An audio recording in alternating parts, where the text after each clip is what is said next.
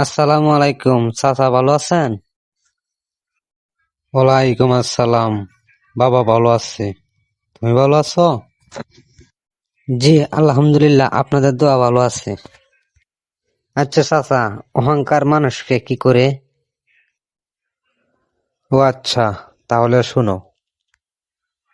অহংকার হলো এমন এক জিনিস যা তোমাকে তীরে তীরে শেষ করে দেয়।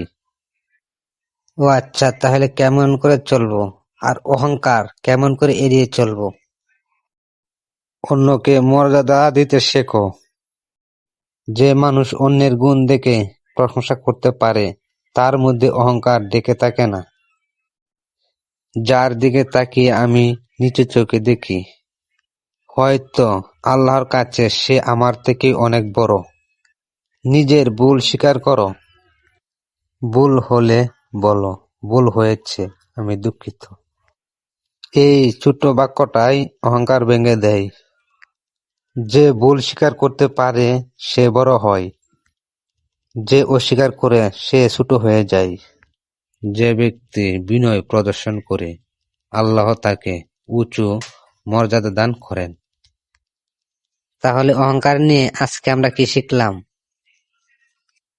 আমরা অহংকার ছেড়ে দিয়ে বিনয়ী হই।